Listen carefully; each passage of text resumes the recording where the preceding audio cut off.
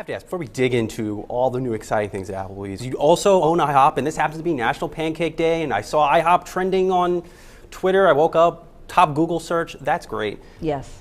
How did you get the traffic positive throughout IHOP in the fourth quarter? And all day parts. And IHOP is known for its breakfast. What's going on there? So I'd love to have National Pancake Day every day. Me too. But it doesn't work that way. But no, it's an incredible day for us today. And by the way, we will try to raise $3.5 million today for Children's Miracle Network and other local charities. So it's a very important day for us. Fourth quarter was good for a couple of reasons.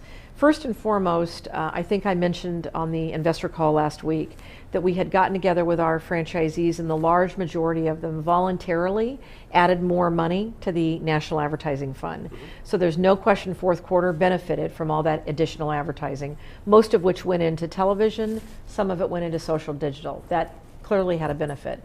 And then as well, we benefited from a mix shift in some of the products that we had on the new menu.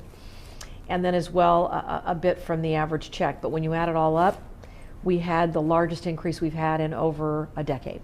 So it was an incredible quarter. What should I look for IHOP going forward? Is there any clues on how the menu might evolve just a little bit? So on IHOP, you'll see a combination. We only do 3 menus a year right now at IHOP, and what you'll see is one of the menus will be a lot about new food or line extensions. Then you'll also see a new menu this year that's more about the design.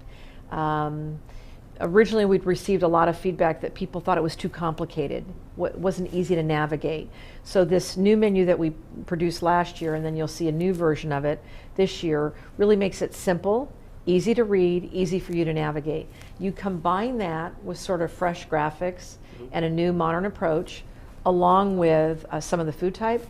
It should be a wow. And you mentioned modern too, and that sets up another question here. There's a new prototype for IHOP. You know, I saw a picture floating around. In fact, I tweeted it this morning on Pancake Day with the hashtag. What are some of the design assets in there? Because I feel as though I got a great response on Facebook and Twitter when I did.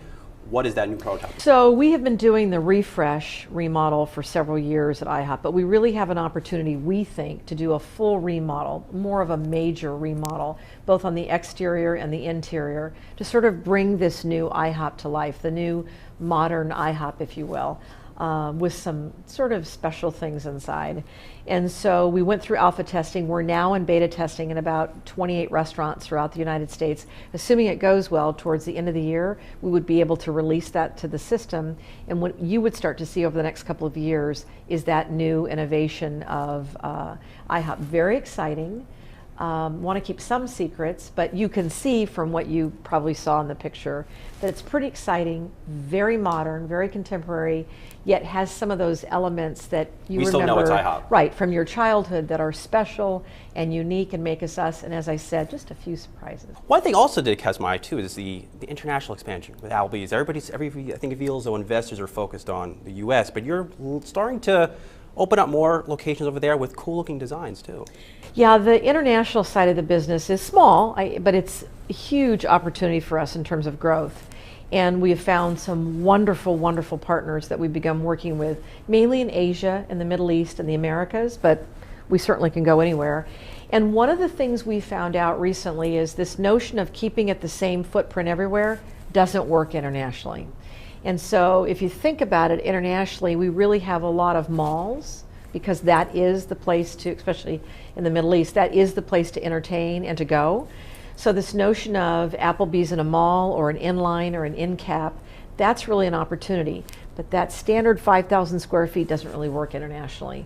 So we have sort of opened up the arena of, look, let's look for different prototypes that work anywhere in the world, if you will, and brand it to what works in that part of the world. And so we've had a lot of initial success, and we're doing more of the same. So you'll see more of that internationally. Well, thank you for sitting down for this today. Now I know my crew is very, very hungry, as am I, so I appreciate the time. Salivating. Yeah, they are.